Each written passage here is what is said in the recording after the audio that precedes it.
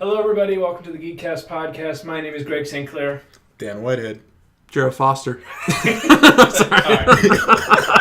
Yeah, but I was left with my own name. That doesn't work. Yeah, well, that's all right. That would be a part of it. He wanted his own jokes too. All right, so let's redo this. But for real. Let's do this. Sure. Here we go. Hello, everybody. Welcome to the Geekcast podcast. My name is Dan Whitehead. Gerald Foster. Patrick Howard. If you notice, we don't have Greg St. Clair here this episode, well, that's okay. We're going to keep going here. We're just trying to have a good time and keep the podcast going, and he's at home enjoying his break, and we're here enjoying our break back at school setting, Yep. Mm-hmm. Whatever you want to call it. So he'll be back around. I think we have an interview coming up with a independent comic book company, which is really exciting. So we'll get going on that. This episode, though, we're going to kind of focus on kind of 2016 in review. We kind of took a long hiatus, thinking we were done, but there is no finish with Geekcast, the podcast. We have to keep going here as long as we possibly can. This is episode 35, if I haven't said it already. So filling in for us is former adjunct, but now full-time member, Gerald Foster, taking over. And we'll kind of know. We'll see what happens. So we'll see if we have to replace him again. This will be short-lived. Next week, totally next to different go guy. is Patrick. I'm just kidding. Wow. No, okay. So because of elbows? No. Yes. Now, I realize I'm the only one that's been in every episode. Yeah, There's never been an episode that I haven't been in. that is so. true. So Thank if something happens to you, That's because they don't know how to operate these high-tech machinery over here. So, You're like, what is this called again? yeah, what's this penis-looking thing right here? That's a penis, Patrick. Oh. Yeah. No, that's okay. We're gonna keep going here.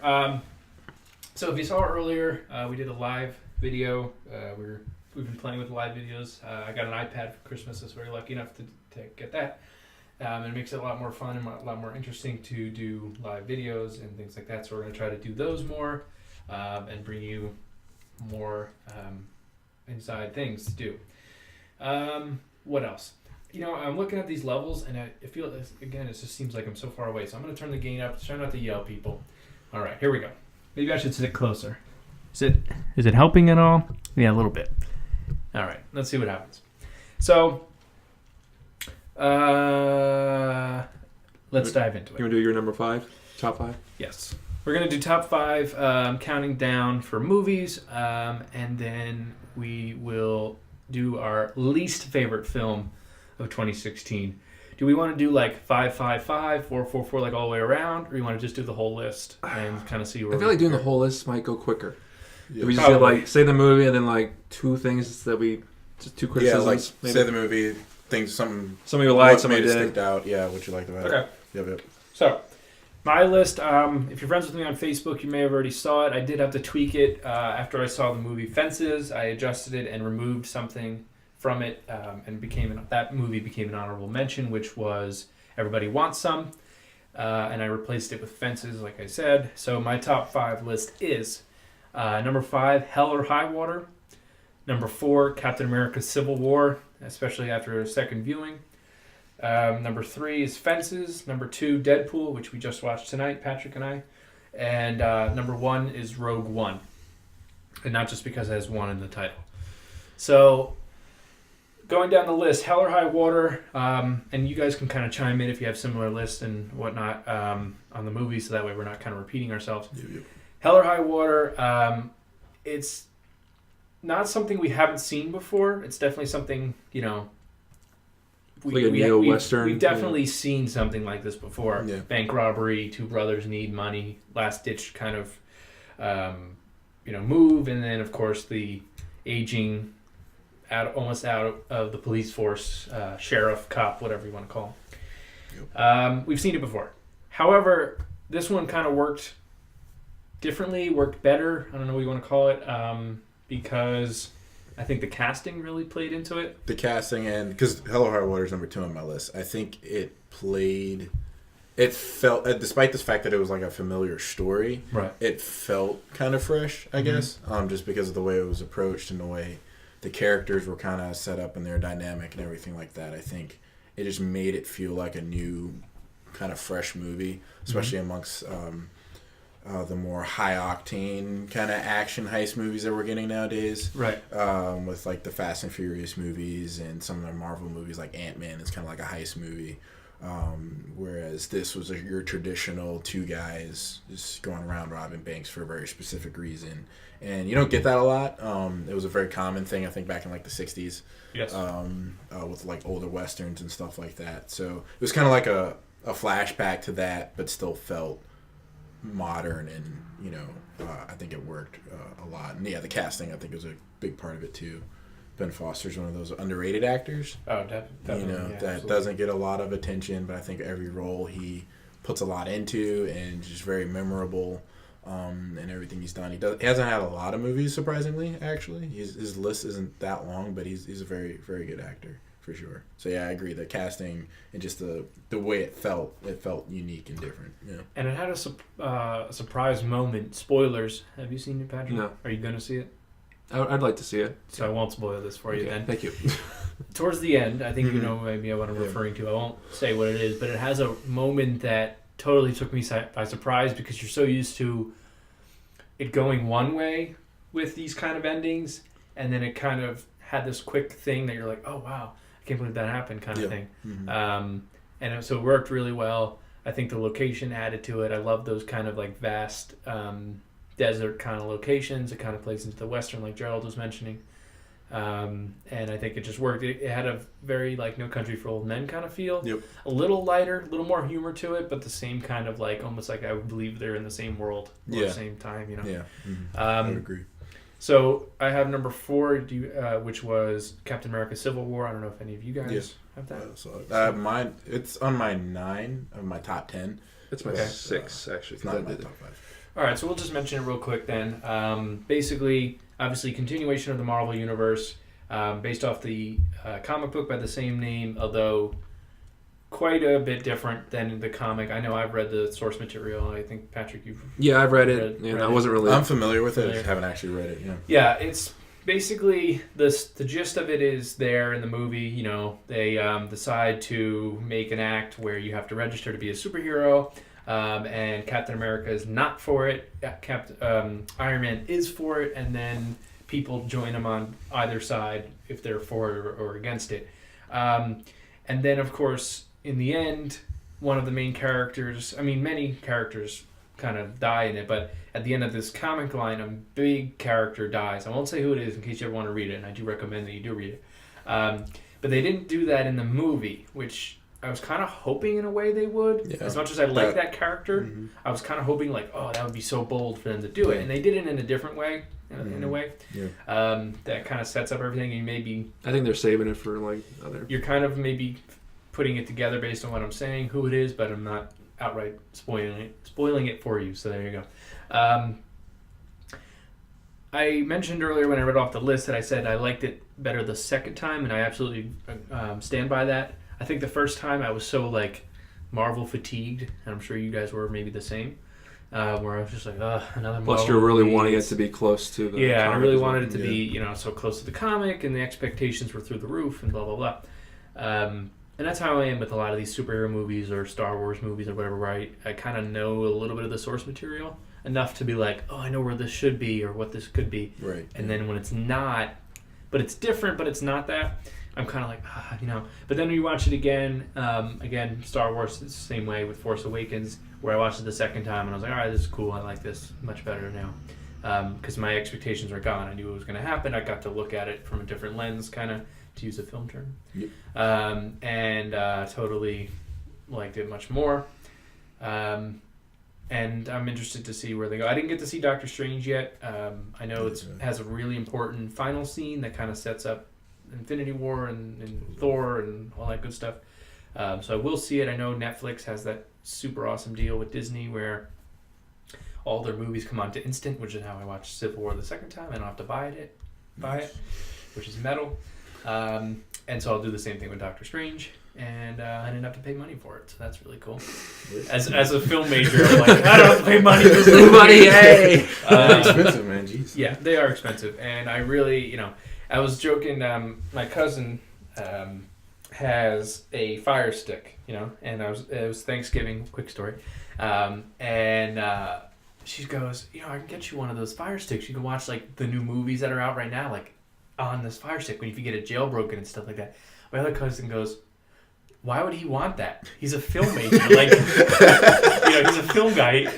Watching a free movie, it's it's not helping him. From his Just industry, going, oh yeah, you're right. So I didn't even think of it that way. I'm going, oh yeah, I guess I would. So I didn't want the fire stick anyway. I have other gadgets and things like that. I didn't need that, but I thought it was just a funny offer and stuff like that. So anyway, Civil War, really awesome film.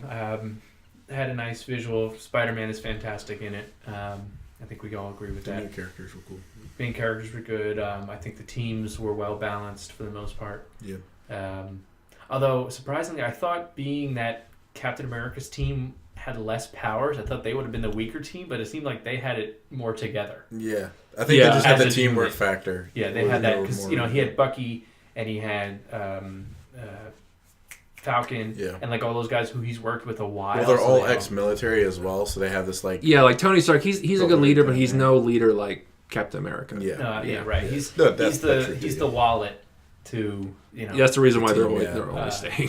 to Steve Rogers. And another thing, like in the movie, you have a lot of people on Iron Man's team are kind of in it for their own personal reasons, whereas everyone on Cap's team was basically doing it to help Cap out, like they were doing it for him or to help somebody else out on the team. Right. Whereas most of Iron Man's team, with the exception of like Rhodey, everyone else was kind of in it for their own reason, and at any moment probably would have walked away.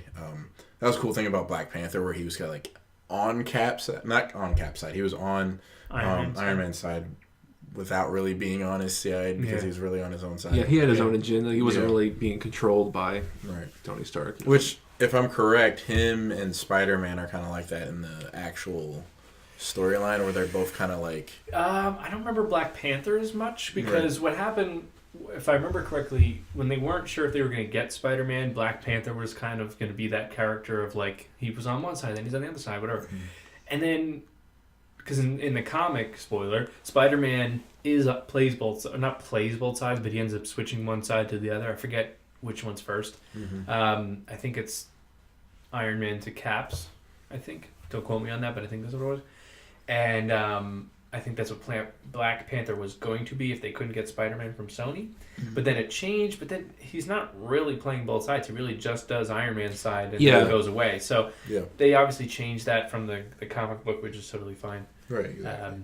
And then of course they also set up Black Panther as well. Right, exactly. I saw a little piece of Wakanda, which looked really cool. And I'm actually very, very excited for Black Panther. Yeah, he's kind of cool. He's kind of their Batman in a way. Well, actually, I've kind of read that he's actually like the richest superhero, like from in a comics. monetary standpoint. Yeah, like he's richer than Bruce Wayne or even Tony Stark. Runs his entire country. Yeah, right. Yeah. So, I do definitely want to see more of him, and I was like, this is really cool. And the cast looks really awesome too, and of course Ryan Coogler directing it from Creed and Fruitable Station. That guy has one hell of a career so far. His third movie, he's making a Marvel movie. His second, even, that's a big achievement to be making. The fact that he's working for Disney now, like he's set. Yeah. Now, I just hope that he doesn't do this Black Panther movie, and then they keep trying to pull him for that kind of stuff, and he never gets to make his own things, or keep expanding and trying new things. That's what I want to see. Because Fruitvale was very, very good, and I like his style in that. And I haven't seen Creed yet, but I've heard so many good things. And Creed's very good. It does a nice justice to the rest of the series. So. And I hope that Disney allows him to make Black Panther like a Ryan Coogler film, so it doesn't feel like the other films. Right. Yeah.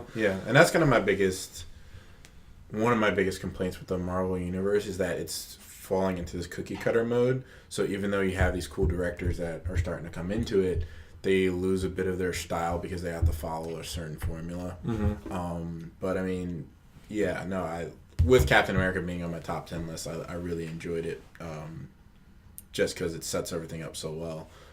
In continuation to this bigger universe, at times I feel this was a movie where I was kind of hoping that Marvel would switch it up a little bit and be a little bit more like, this is Civil War, so we're going to have like some more bigger dramatic moments, kind of like the storyline. I'm a little familiar with it from the comics. And it didn't quite touch that. Of course, like no one was actually. There are some very like intense fights, obviously, but no one was. It wasn't a full out war. More like, yeah, I mean nobody died in the movie, and I think a lot of us were expecting somebody to. Yeah. I didn't think.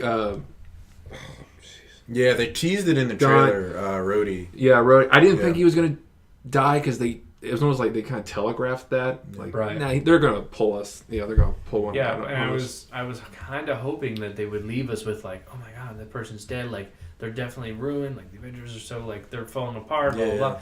And we didn't really get that. I mean, we still got the Avengers are kind of broken. They are broken, but they're going to get them. And they'll come together. Yeah, I mean, especially if Captain America's like, here's a really old cell phone that you can use if you need me. Yeah, or whatever. yeah, like he knows. I thought that was really funny. Like all the movies are always quick to get like this really high tech phone or whatever, but then I guess. What does he need it for other than to call Captain America, right? So it doesn't have to be anything fancy. It's not like he's going to text him. Funds.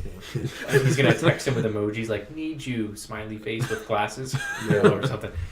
But anyway, moving on. So third on my list, I'm not going to look, was Fences. That's also 3 on my list. Twinsies.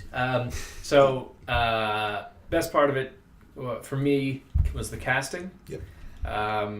They had a bit of I don't want to call it a cheat, but they definitely had an upper hand because they had done it on Broadway. So they were like, knew that material inside out and backward, forward, whatever, all that kind of stuff. And they even said that, like, we know this stuff. And then, of course, Denzel Washington directed it as well, with Viola Davis starring in it with him. She just won a Golden Globe last night. Congratulations to her, well deserved. Yep.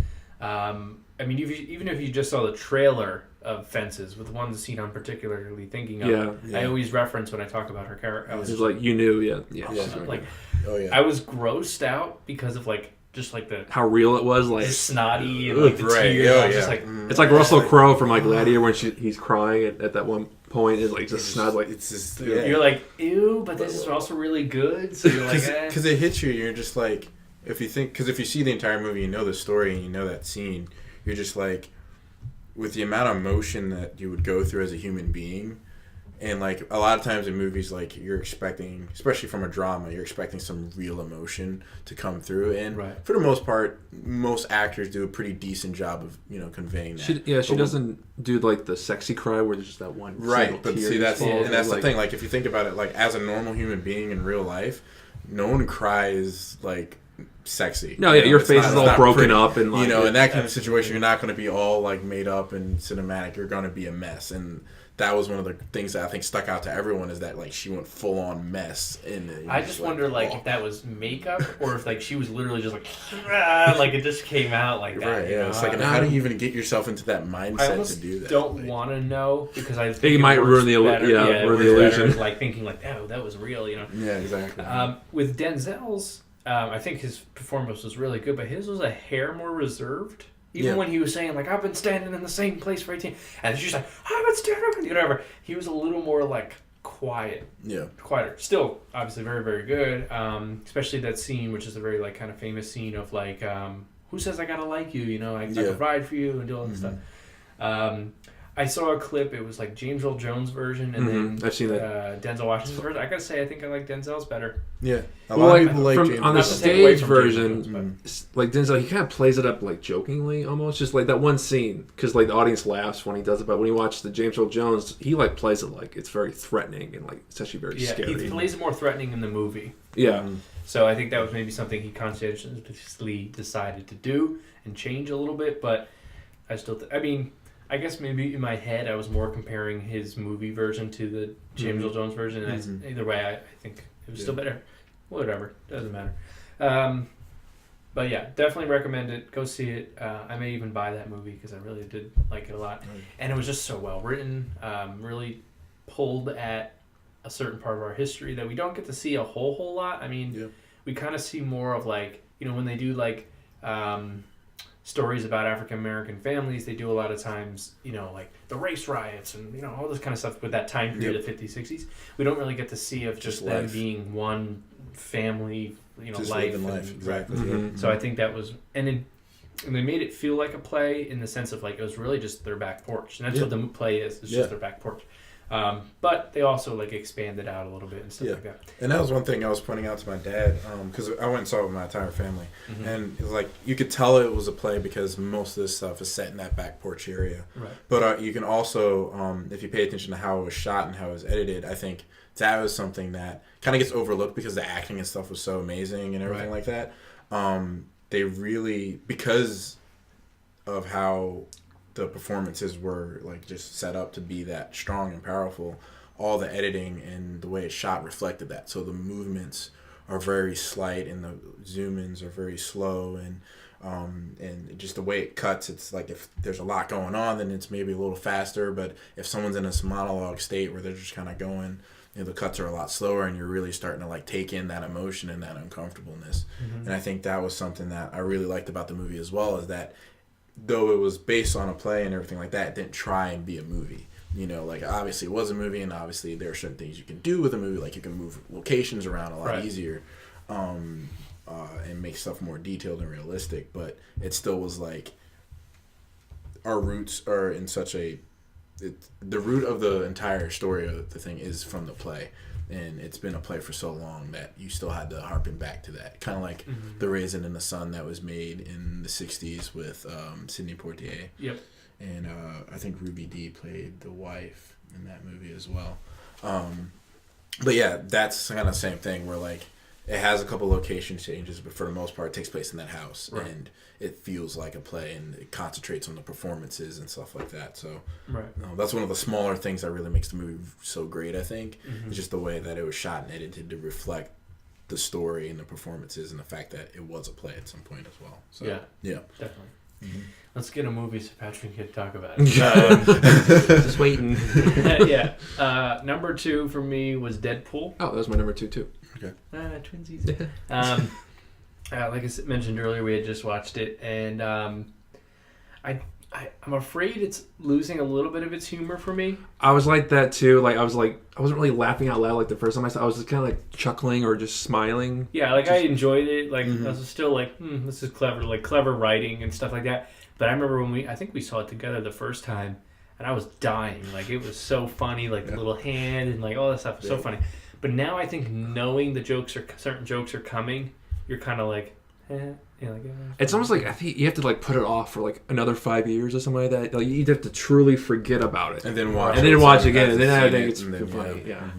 I kind of just wanted to put it on because I had saw a clip or something on Facebook, and we were talking about what movie you want on. He was rattling off something, and I go, "Do you have Deadpool?" And he goes, "Yeah." I was like, yeah, that. Was the clip when Ryan Reynolds kissed Andrew Garfield? That might have been. I didn't watch the actual clip, but I saw the article.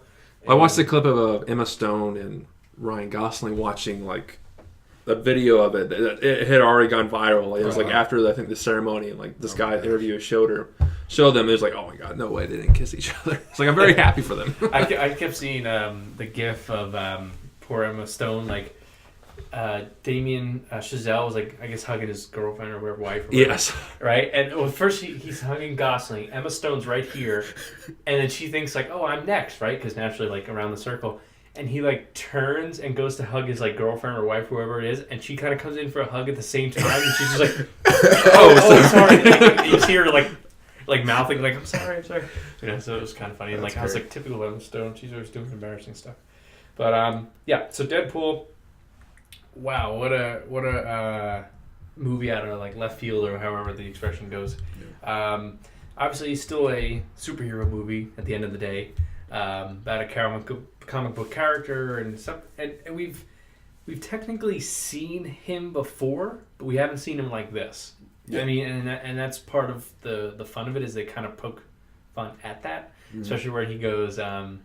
It's like a transition scene, and he goes, "Oh, this is my most prized possession." It's like that action figure that's supposed to be like the Deadpool from Origins. Yeah. And she's like, "That?" And he goes, "Yeah." And he picks up like the Wham album underneath. And like, I thought that was still funny. It was like a very much well needed film, considering we've already had like several like superhero films, and we know the kind of cliche, so we need it to be poked fun at. Yeah. So we can get refreshed. Okay, then we'll start up again. Right. Where I mean, the joke that always stands out for me as far as like Pokemon and superheroes is of course superhero landing, superhero landing. You know, it's like it's bad for your knees and stuff like that. But they did a great job of like doing all of his characteristics of like breaking the fourth wall and being able to say whatever he wants and do whatever he wants and all that kind of stuff. I thought that was really funny, and it didn't get old or take away from the story either. Like it just. Because I guess it's such a big part of the Deadpool character, and I'm not a huge Deadpool fan, to be honest with you. Same here, yeah. But I enjoyed it a lot just because, like, even all those fourth wall breaks and everything that goes along with the classic Deadpool character, it didn't get old. It felt right. They didn't overuse it or anything like that. You know, it was just the perfect amount of, like, you know, jokes about random outside stuff of that. And I think it helped that it was only like an hour and 45 minutes or whatever. It's real short compared to like these 2.5 hour epics, you know, films. Because I'm watching it and I was like coming to the end. I'm like, wow, this is the end already? I'm like, normally there'd be another 45 minutes of just bullshit stuff, you know? Batman versus Superman. I was almost going to put that. That's 5. Yeah, that's 5 on my list. I was almost going to put that as my least favorite movie of 2016. Really? Almost. Okay. But then I was like, I can't do that. I can't do it. But I did put a Batman film. I did put Killing Joke as my worst film. But we'll talk about that. Okay. We'll get there. I forgot about that. So I'll finish real quick so we can get around and get those ones that I missed. Rogue One is my number 1. I don't know if anybody else is number 1. It's my number 3, which is like last year, The Force Awakens was my number 3. So like, yeah. I will go so far as to say it may be my second favorite Star Wars film. Oh, really? So is it Empire and then probably this, then Rogue One. I don't know from there. Maybe Hope. Probably the original. New Hope. Then Return of the Jedi. No, I don't know. Doesn't matter. But I would say it's probably second or third for me. I was talking about it with a friend who I got to see over break, and I was like, "You want to go see something? We'll get lunch, whatever." And he goes, "All right, what should we see?" And I was like, "Well, I've been wanting to see Rogue One like a second time, whatever. The first time I went with my mom." And he goes, I already saw it. He's like, but I would totally see it again. So we both had already seen it and still went to go see it again, and still loved it just as much. When I saw it with my mom, and spoilers, if you haven't seen it by now, shame on you. But so so it's like I was like Gerald, and then I was like, Gerald. I was just like, do I say something or just I was about to say like I was like, And then this character got no. And then I was like, wait. Like I have my assumptions, obviously, but I don't. There was a moment it. that happens where I was just like, oh shit, and I go to my mom and I like whisper, I'm like, oh, this thing is happening, and she's like, what? Like, yeah. I was like, where's Ray? I don't know. Where's she? Just so excited about it and stuff. Yeah. Awesome film. Action was great. Characters were great. What else? The visuals were great. I'll say that. It definitely has the best cinematography in any Star Wars film. Yes. They like shot the first, it digitally. Yeah, like the first 15 minutes. Yeah, you're right. They did. You sure did. First Star Wars. No, I take that back. Third Star Wars film shot digitally. Yes. 2, 3, and Rogue One. First one in a while. Mm-hmm. And this one passes the bar as being okay digital.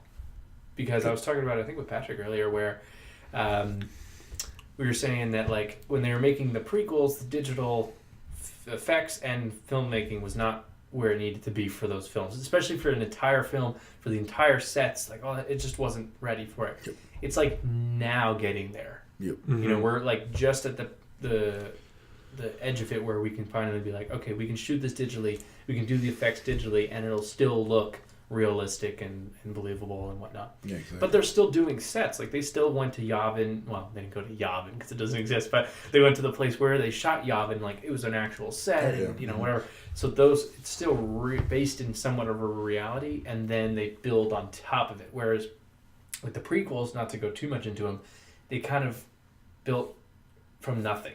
Yeah. Like, they were just like everyone's in costume, actors. but everyone's on a green screen. Right. And it's just, you could tell after a while, and it was very much... Especially the second didn't one. feel real. And the third one, too. Third one, I think they did a little bit better. The third one was better and perfected.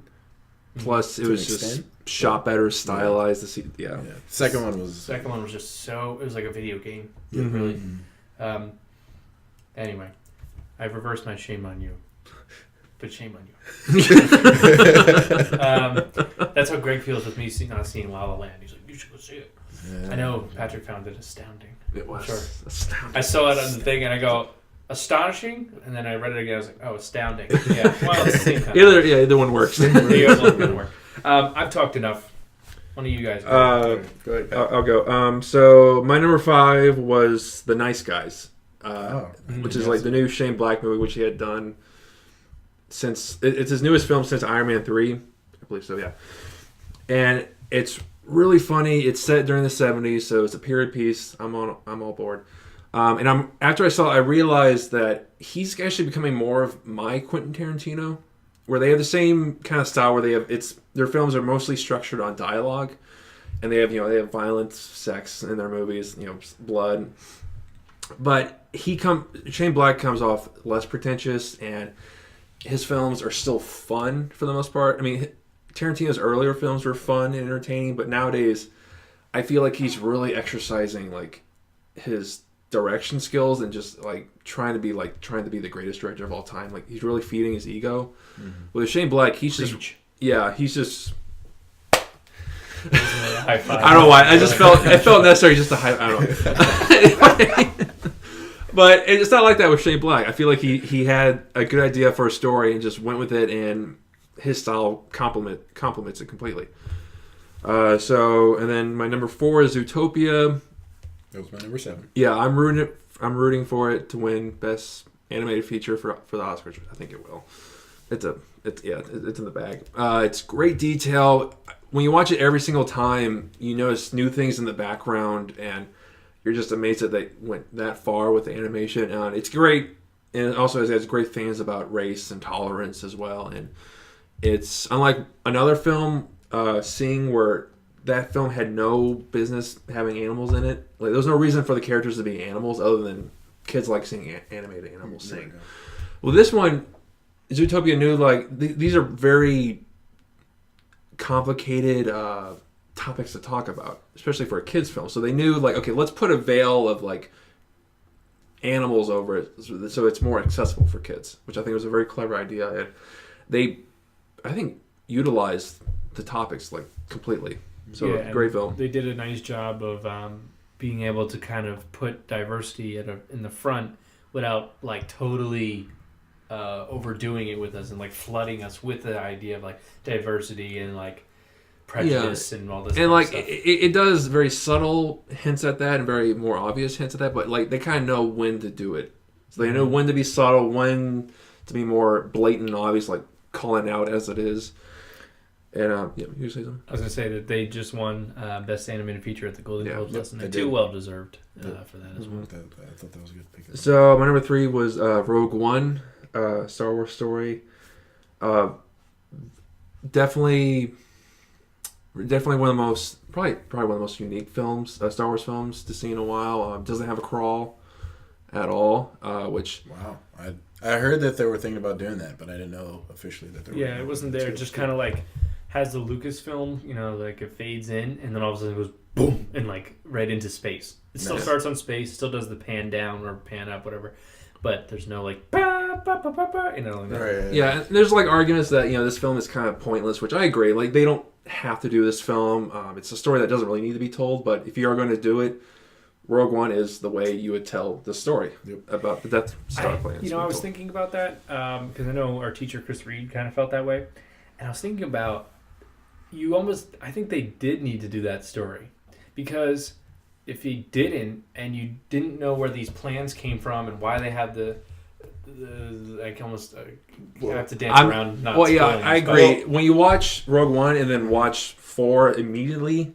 you have a great appreciation for the stakes and what the rebels are fighting for. Yeah. Right. So actually, it's a very necessary film. Actually, I think the reason why I think they decided to do this, and this is just my thinking, with the type of film audience nowadays that is really into lore and stakes, and in general we're a little bit more serious, and now we're getting back into a more state of being a little bit more laid back with our filmmaking and just wanting to watch fun stuff.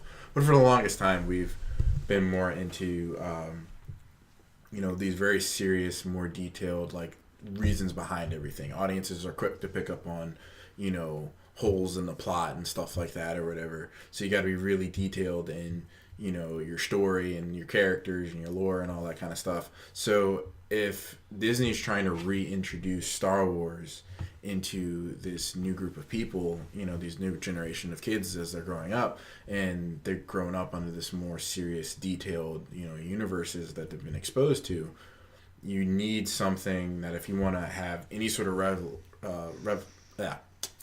relevance, yeah. Thank you, to the classics, you have to pull it in some way. So I think with that hole being open, that story being open within the original story of at some point they stole the, there's actually a line in the opening crawl of the first one where it's like they stole the plans to the Death Star. Well, it's a paragraph where they say rebels stole the plans and this is what they're going to use them for, whatever. Yeah. And that's basically, they took that paragraph and that's what the movie is. Exactly right.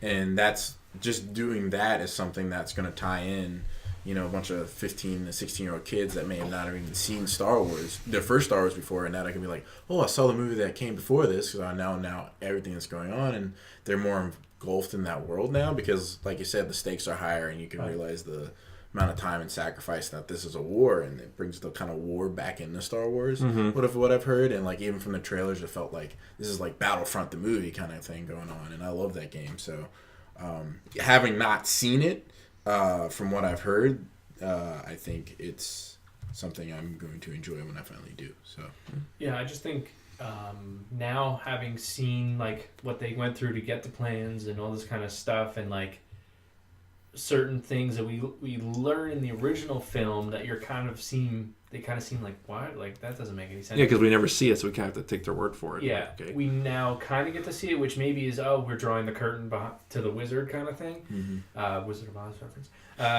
But I think it's important because I think, Patrick, you were kind of saying it makes it more important. You're kind of seeing the levels, whatever. But you're also... I had a better thought of it. I really did have a good answer when I was thinking about this. I was like, oh, this makes so much sense. I can't wait to tell Chris Reed. And I don't know. I just found it to be they're... and I'm also trying to not spoil it. But what they're fighting for is better stated now seeing the movie.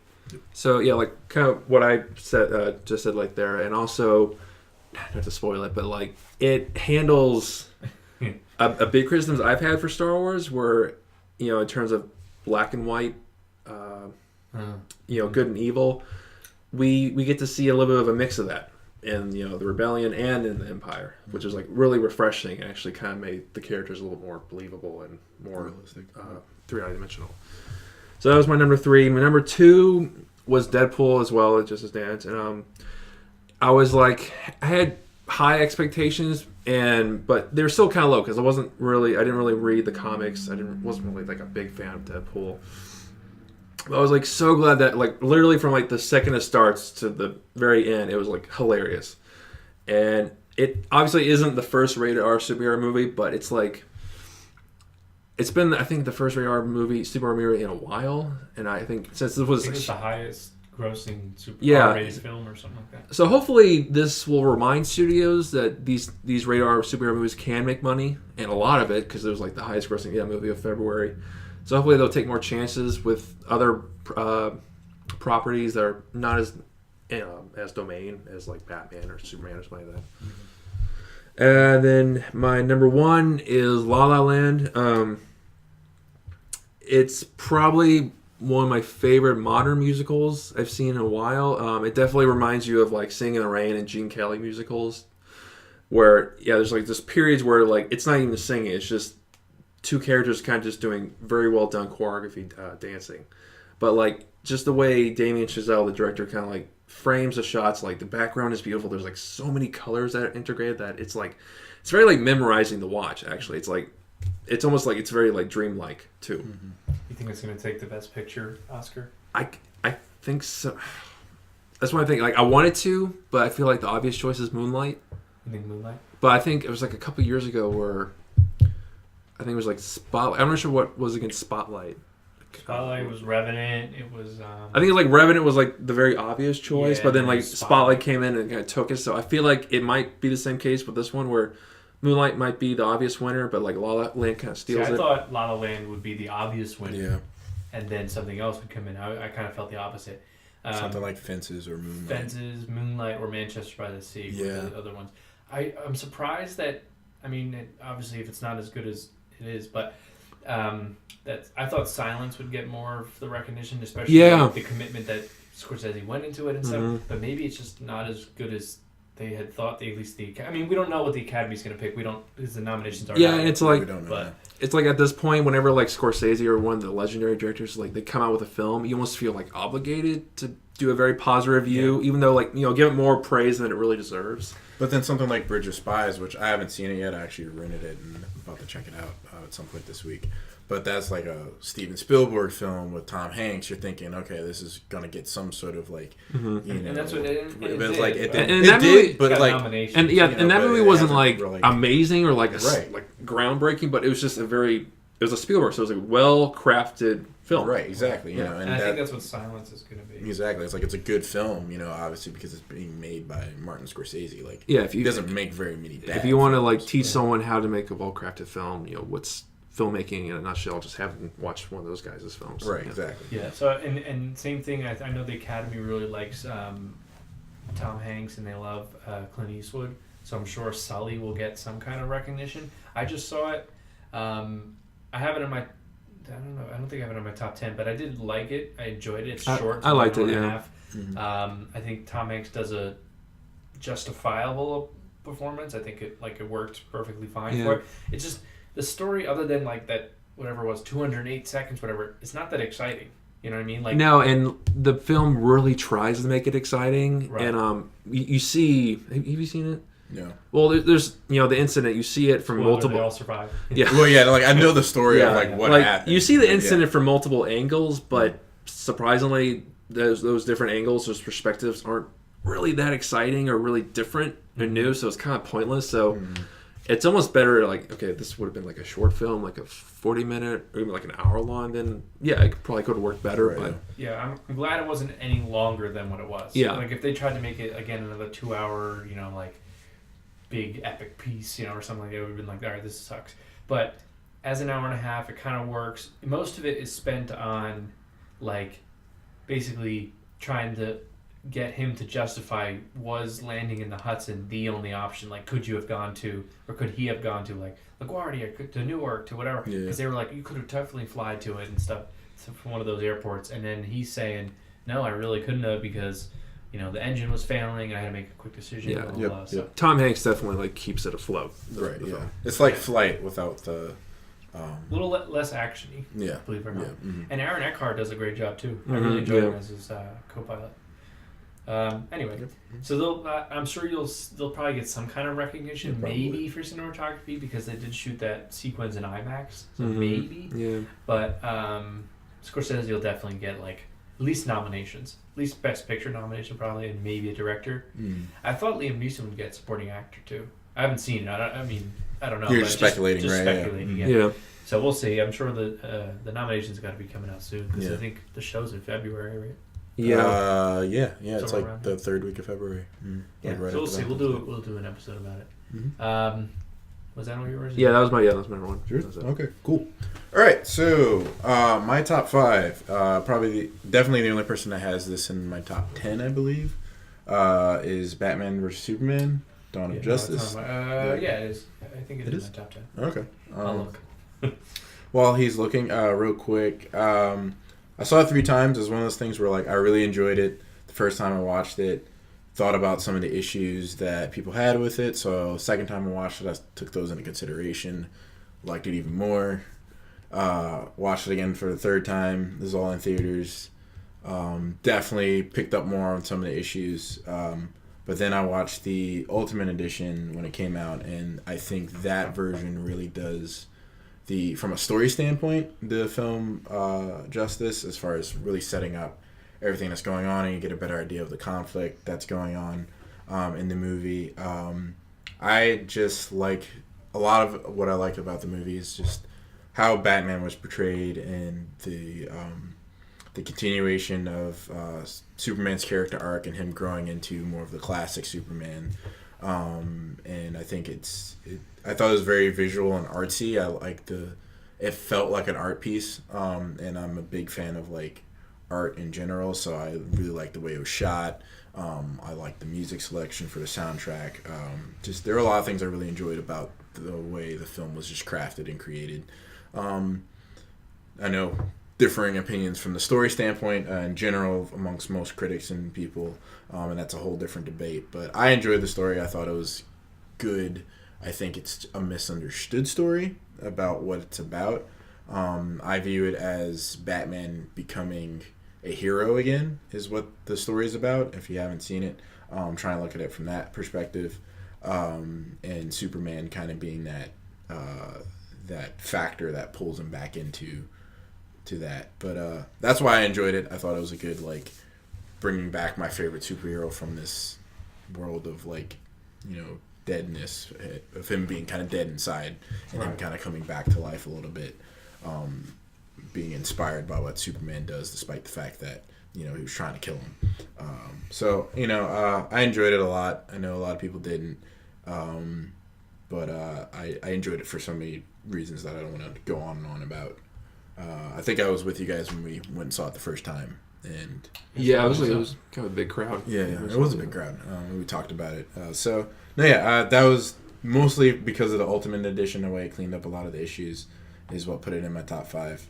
I think that version, though it's 3 hours, I'm more of a long movie, slow burner kind of person, so I appreciated how it set everything up and didn't just kind of like integrate action sequences unnecessarily, and that's one thing I really hate about some movies. Not that the Marvel movies do that. I think they do a good job of like progressing into like action sequences very well, but something where like Michael Bay usually fails at, especially with the Transformers movies, it's just kind of like throwing these sequences in there for like no reason. And even though Batman v Superman is not an action movie, in my standpoint, I think they're action scenes, but it's not really an action movie. Right. But it does a good job of motivating those scenes, especially in the longer cut.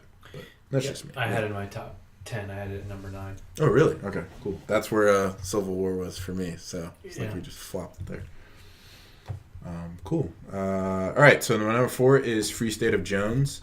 This is one of the smaller, more underrated films that didn't get a lot of buzz. It's a historical piece, so I'm a big fan of those. And I thought it was great because it gave us a cool look at a side of the Civil War we don't see about the poor Southerners and how a lot of them didn't necessarily have the same viewpoint as a lot of the more the plantation owners who were really behind the whole slave thing. And these people were just like, fighting because, they didn't want to be taken over and overrun by the Union, but at the same time, they didn't necessarily agree with slavery either. So it was cool to see Matthew McConaughey in his portrayal of, I forget the guy's first name, but his last name was Jones, and how he got a bunch of people together using free black slaves and everyone, and they created their own little community where they stood apart from both sides and just kind of lived on their own for a couple years in the midst of the Civil War. And it's a very realistic film. It's not necessarily a feel-good movie, if you guys have ever seen it. Yeah, I saw it with my parents. But it's a very good film, and I think it gives a good commentary on how complex humanity is and race is, and how, at the end of the day, how we're all just humans. And I thought that was really good. And it was one of the few films on this list that actually kind of made me emotional, tear up a little bit at certain points. So it's very good if you're a big fan of historical epics and you're looking for something different on that whole Civil War timeline to look at. I highly recommend it for sure. If you don't get into the story, at least you can appreciate like just the historical accuracy and depictions of just that time period. Exactly right. Yeah, and it's very well acted. I think the cast does a great job. Matthew McConaughey is one of those guys where it's a little interesting because he doesn't change his accent for any of his roles, and yet he still does a great job of kind of just being a different character in each of his films, and just really pulling you in and making you invested in that character's goals and stuff. So I thought it was great for those reasons. Fences was my number 3. I'm not going to spend too much time on this because we already spent enough time on it. And for most of the same reasons as Dan said. Acting, just the entire cast was superb. I thought Denzel's performance was, again, very much laid back, but I think that's because he wanted to. He's such a strong, big actor that he wanted to not completely take away of all the other great performances that were going on as well. And plus, he's the director in this, and I think he did a great job of getting those performances out of his actors. It was very raw. It was a very subtle movie. It was very realistic. Not subtle in the sense of like how it was the camera and that kind of stuff I talked about, and how it really just all that pulled you in. So, Fences was great. Go see it. Hell or High Water is my number 2, and that is again, we already talked a lot about it, but I really liked the writing of this film. I thought it was very well written, in addition to all the other stuff we talked about. It was written by Taylor Sheridan, who wrote Sicario, which is also very good. That was my number 2 film of 2015. And like Sicario, it just has certain scenes and moments where you're just kind of like, it hits you and it sticks out in your mind. And it's a very memorable film. And I think he's one of those screenwriters that he's going to have some good films on his repertoire before it's all said and done for him. So I enjoyed it a lot. I think Ben Foster deserves a supporting actress nomination, if anything. I think he was the most interesting character out of the entire film. I think he had one of the strongest performances, even though everyone's was great. Contrary to most of the critics, I thought, as much as I enjoy Jeff Bridges in general and everything, I didn't think his performance was anything special in that movie. No, I agree. I didn't think it was anything much different. Yeah, exactly. From what we've seen. Yeah, exactly. Yeah, very, very much like True Grit, I feel like. It was still great, but nothing. Yeah. I really want to see it because of Chris Pine. Yeah. I'm a big fan of his. I think he's one of the most underrated actors, and he proves that even in the Star Trek movies, which has people always forget those movies have really strong acting moments, and so I really want to see it because of him. Yeah. See if he's definitely. So my number 1 film of 2017 was The Accountant. 16. Wow. Right. A little crossed up in the timeline there. Yeah. So my favorite. Damn it, Barry. All right. So my favorite film was The Accountant, and it's one of those where it's probably like, okay, why? Because it's probably not going to get any awards. I just enjoyed it for a lot of reasons, because I'm a huge fan of crime thrillers. It had a lot of great action sequences that I think were very well shot. You could really experience the action, and the just the gunfights and everything like that were great. But what I really appreciated was the story, and if you don't know the story without spoiling too much, so the main character has a mental health condition known as Asperger's, where they're kind of, because my brother has this condition, which is why it resonated so personally with me. And a lot of times people forget, just because with the condition, it's on the autism spectrum, so they're socially awkward.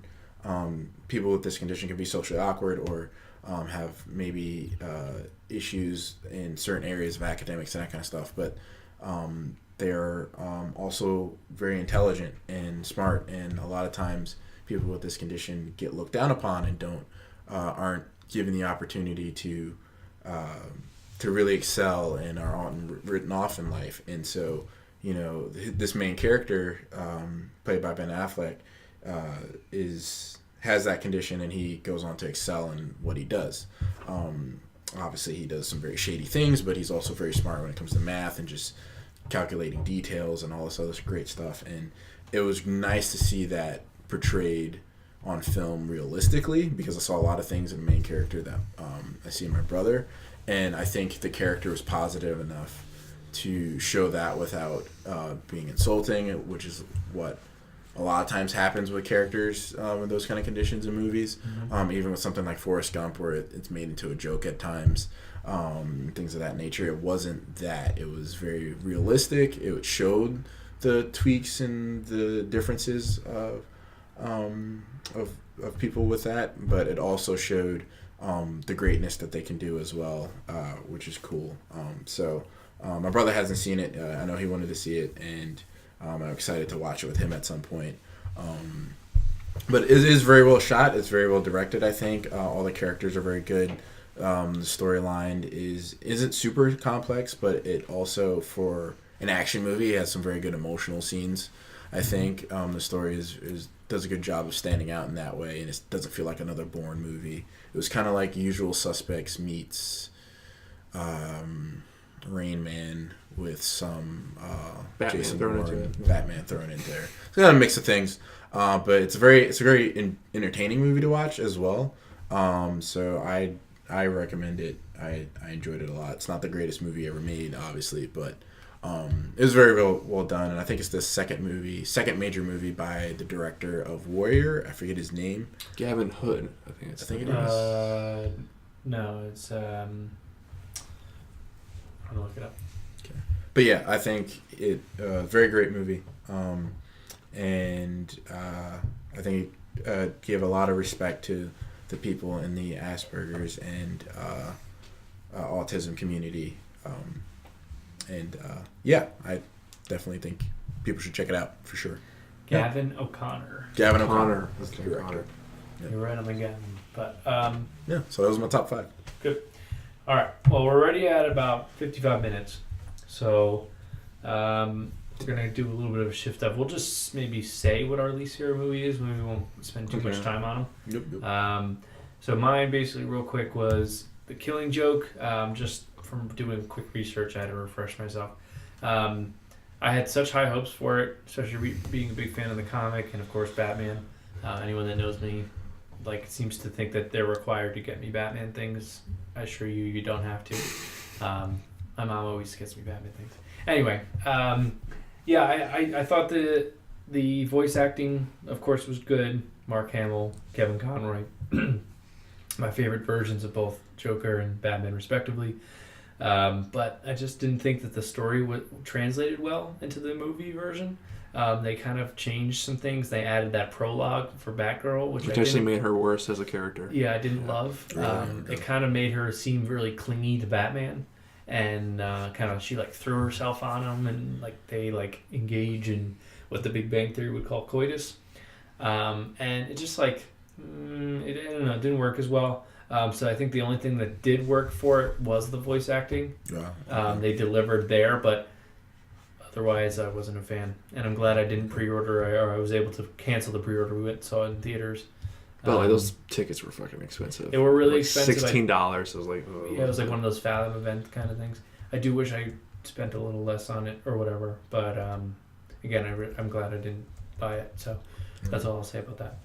So my least favorite film, it was going to be Sing, but the more I think about it, that was just a forgettable film. So actually my number one is Suicide Squad. That's your least favorite? That's my least favorite film. Okay. Because just the more I think about it, the more my experience, because I saw it twice. One, I think you guys, or at least with Dan. I saw it with you. Yeah, at least with Dan. And the second time I saw it with my dad, because he wanted to see it, because he likes Will Smith. And it's just, the first 40 minutes are good, they're strong, and that's when the team is getting together and they're bouncing, they're bantering off of each other. Those are the strongest part. But once the mission starts, once they kind of crash and they start the mission, the story just falls apart. You kind of forget why a lot of these characters are here and why they would be here. So the motivations aren't clear. The second time I saw it, and after seeing Jared Leto as the Joker, I thought, I need to see more of him. And I still do. I still need to see more of him as a Joker. But as of now, I actually don't like his interpretation. I think it's too muggy. Where he, a lot of times, he kind of stretches out his vowels and he's milking every moment of it, which Heath Ledger did too. But Jared Leto, I think it's just he does it a little too obviously, and he's drawing too much attention to it. Where if I were to see him again doing the performance, I would think he's probably thinking I'm fucking nailing this. This is I'm getting an Oscar nomination just like Heath Ledger. You have idea that he's doing he's got a bit of an ego about it. I think the trouble with it, and I think this goes for a lot of people, is I think they compare it too much to Heath Ledger because he's such the bar of like what the Joker should be. But when you really kind of break it down, at least the way I'm looking at it, is Heath Ledger didn't play it like the comics, right? He played him more of like basically a high class criminal, psychopath, whatever, in clown makeup, somewhat. So I kind of try to compare each Joker, each comic book character to their comic book origin, not necessarily who played them previously. Right. Yeah. Everyone does it differently, but that's just how I kind of do it. So I don't try not to compare like Ben Affleck to Christian Bale or whatever. I try to compare Ben Affleck to the character of Batman. Right. Yeah. Based on like him being, his demeanor or whatever. Right. So I wasn't totally like hurt by Jared Leto's Joker. I do agree. I do want to see more because I don't think we saw enough to genuinely do it. I wouldn't also say he was my favorite either. So I don't know. I don't know how to feel about it yet. Yeah. But I just think, I don't know. I try not to compare it to like Heath Ledger's. If anything, I would try to compare it a little more to Jack Nicholson's because I think his is a little closer to. Yeah, because those two are gangsters. Yeah, they're more of a gangstery kind of. Or like Cesar Romero and Jack Nicholson's kind of moved together. That would be like the ultimate Jokers, the two of those. So, but go on. But yeah, so overall, the first half was really funny, really entertaining, and then after that, it just kind of fell apart for me, and I thought Jared Leto was trying too hard to be like the definitive Joker and not really craft his own. I think he probably had Heath Ledger and like Jack Nicholson, Cesar Romero in mind. He was trying to make it. He was trying really hard to top those. Big shoes to fill. Yeah, which I understand. That's a very intimidating feat to do. But some of the actors were good. But overall, it was just kind of for me. No. Okay. No, I get where you're coming from. Let's see. For me, I enjoyed most of the movies I saw last year. But I think my least favorite would definitely be Teenage Mutant Ninja Turtles 2. I think it was Out of the Shadows was the official title, or something like that. I liked the first one. I thought it's different. I mean, the Turtles franchise of movies hasn't always been great. But I think they've been always entertaining, and I think that's what I liked about the first one. This one had its moments where it was entertaining and good, but I think overall it tried too much to be like the 80s, which is my least favorite interpretation of the Turtles, even though that's the original one and everyone kind of like rolls with. I like the more serious version that came out in the early 2000s that reflected more back onto the comic book versions, which are very serious and very brutal and that kind of stuff. And I think it became a bit of a joke of itself after a while within the film. And the story just wasn't all that well constructed either. But, I enjoyed it. It has its moments. I think I was the only one of my family to see it, so I'd be interested to see what my brother thinks of it because he's a huge Turtle fan as well. But yeah, wasn't the best movie. Wasn't probably the waste of money. I could have waited for Redbox for it, but it was bad. Don't you hate that? And you're like, I don't know, I'll see. This will probably be decent. And then you're like, damn, I could have paid $1 for this. This at least if this was $1, sure, it was definitely worth it. I could have at least seen this in the morning. It'd be like $6. Right. Like 17. Yeah, like, damn it. I did not need to pay. Sometimes you could tell, and sometimes you just never know. I knew with the Turtles though.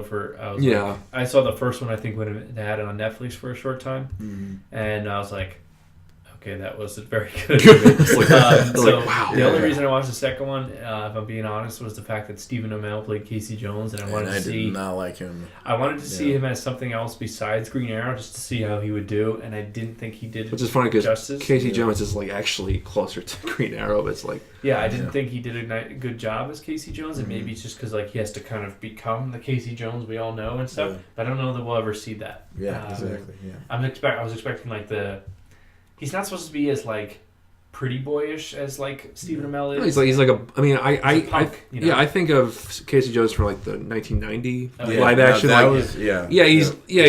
He's kind of a punk guy, almost practically homeless. Yeah, long hair. Yeah, long hair, like, messy kind of. John Bender in like Breakfast Club. Yeah, just kind of the bum kind of guy, The dropout kind of. Yeah. Mm-hmm. So. Okay. I think it was honestly just the Turtles movie people saying like, oh, Stephen Amell, he's really popular and he's like athletic and in shape and he likes hockey, so all right, yeah, let's get him. I think it was one of those, and I just think it was a poor casting. So we had some other stuff that we can talk about, like the Golden Globes you were kind of mentioning throughout. The big winner basically was La La Land, if you already saw. From what I could tell, and I'm sure Patrick can go into it more, it was well deserved. And then of course we have television, big year for television. Stuff like that, and we'll be talking probably more about it in future episodes, but I don't want to run too long. And then I think we'll finish with kind of some people we lost this year kind of thing, and we'll kind of end with that, and then go into maybe some projects and stuff like that. So of course, right at the end of the year, we'll kind of work backwards. Actually, no, we'll start at the beginning of the year of 2016. So obviously I'm not going to remember everybody that passed, and I apologize. So this is a big RIP to all the people we lost in 2016. Like two big ones though in January. The biggest ones, especially for me being an Eagles fan, was Glenn Frey. We lost Glenn Frey. I think it was January. Lead singer, or one of the lead singers of the Eagles. That was a big loss for rock and roll fans like myself and my dad, and we're big Eagles fans. So I actually bought him for his birthday, the Eagles live concert, one of their last ones they did.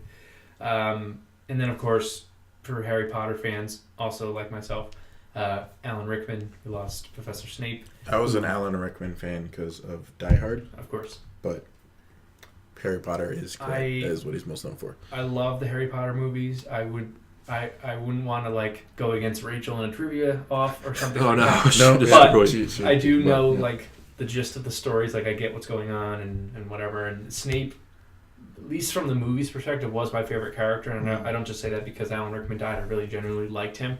Part of it was because he wore black, and I was like, "That's awesome." I like him. You were black. I wore black. And I just, the more and more I kind of read about him and stuff like that, I was just like, wow, he's a really interesting, complex kind of character, and I like that about him. Believe it or not, Harry was third or fourth favorite character for me. I don't find him that as interesting as. Yeah, that's the case for a lot of those the prophet characters who they're going to save the world. They're usually the least interesting. Yeah, I would say Dumbledore was second for me. Third, believe it or not, was Voldemort, or He Who Shall Not Be Named, I should say. I thought he was really interesting, but anyway, that's too much on Harry Potter. And chime in if you guys remember people as I'm going through. But what were you gonna say? I'm just thinking. I was gonna say David Bowie and Prince. Of course, those. David Bowie and Prince. At least for me, those in terms of music, those were the two biggest ones for me. Although actually, I grew up more with Prince's music than David Bowie.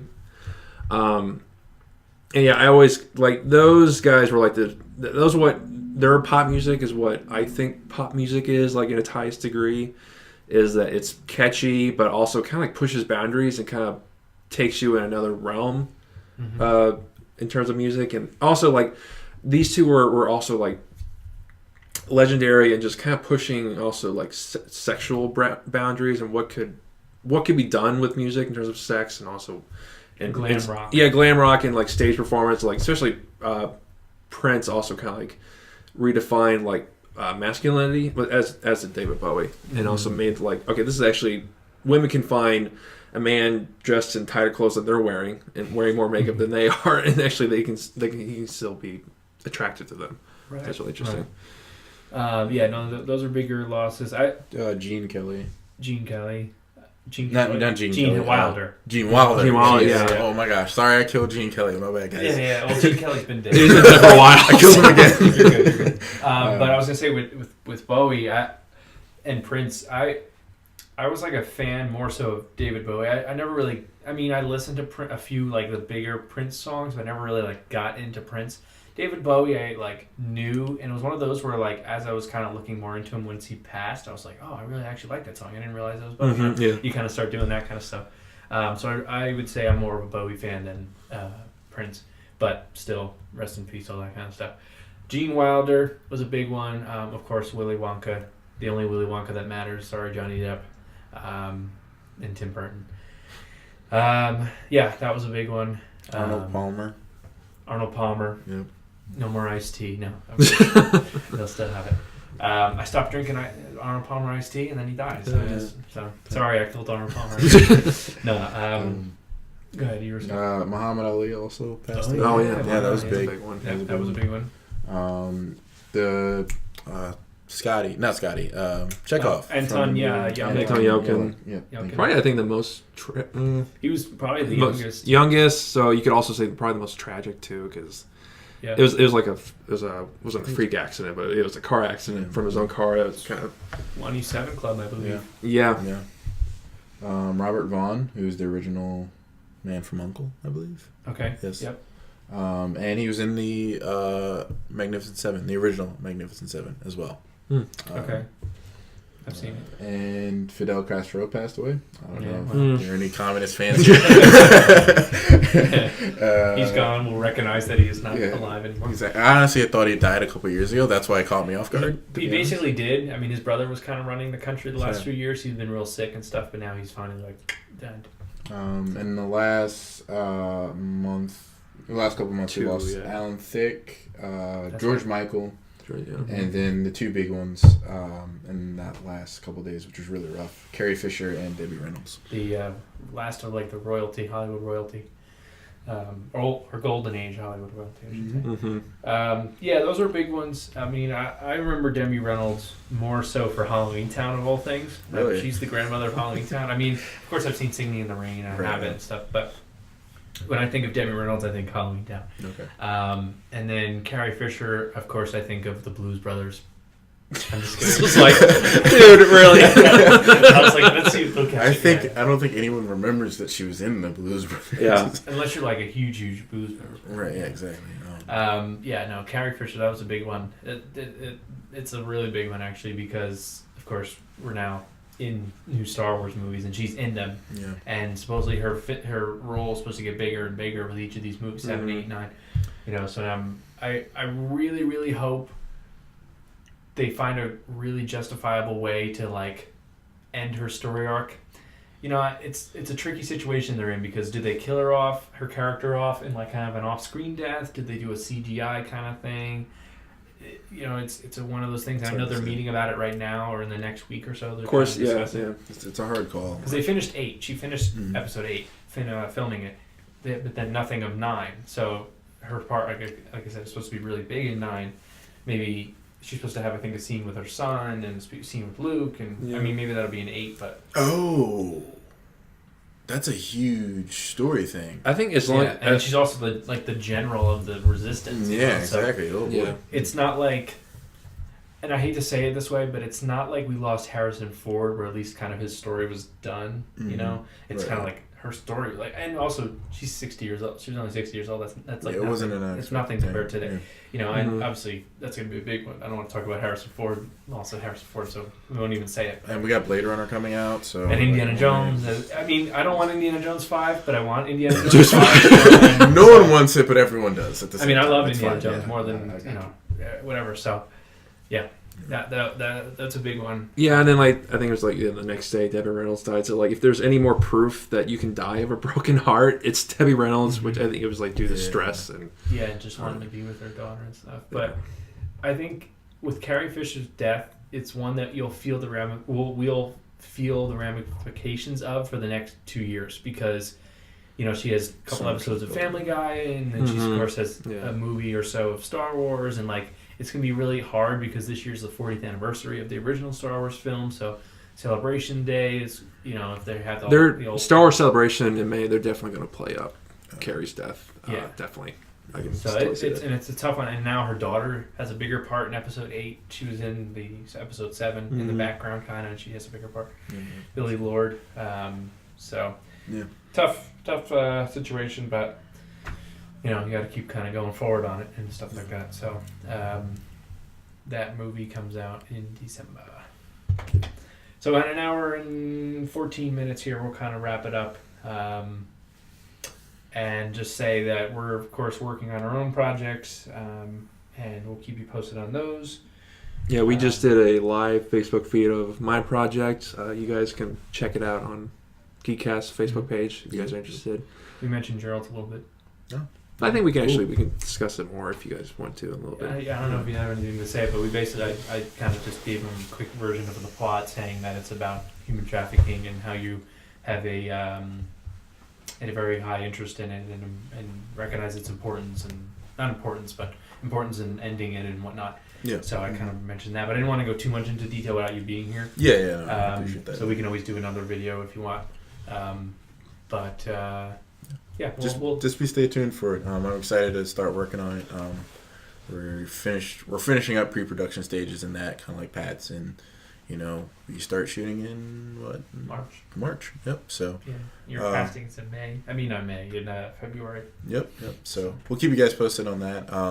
Yeah, it's a project that has been attached to me. I've been working on it I've had it in my head for years, for about 3 years now. I started writing the script about 2 years ago, so it's nice to see it start finally coming together. And we've already heard the plot. It's a cop thriller, but it's a different kind of cop thriller because it's on a subject matter that isn't quite talked about a lot, and that's kind of what some of my life work is going to be in, counter human trafficking. So I'm excited to share the story with you guys, and hopefully you guys will become more aware and more educated and can do your own part to stop the madness, so to speak. So I'm excited. It'll be fun. It'll be a good project. It's going to be exciting. I'm looking forward to seeing Pat's come together as well. Mm-hmm. And Dan's too. Dan's is wrapping up and everything, I believe. So one last scene to shoot. One last scene to shoot, and then possible reshoots or something like that. But we'll be editing it for a while to kind of figure out if we need those reshoots and things like that. So I'll be working with Red on that, who's doing a great job so far, and I really have no complaints at all. I'll keep you posted on that too. And like I said, with being in editing, there's not much I can show unless I'm not really going to show clips or anything because I want to keep the kind of the surprise there. Like my parents, I was joking with them. I was like, I'll show you some of the footage if you want. And they're like, no, I don't want to see any of it until the thing. So because they're technically executive producing it because they gave a lot of the money. Same here. Of course, they're going to get a huge thank you anyway for being so supportive and whatnot. But anyway, and birthing you and stuff. And birthing me and allowing me even to make it and all that stuff. But anyway, we'll wrap it up here. Like we always end with every episode, support your local arts, kids. And Patrick. Join us here again, same geek time, same geek channel.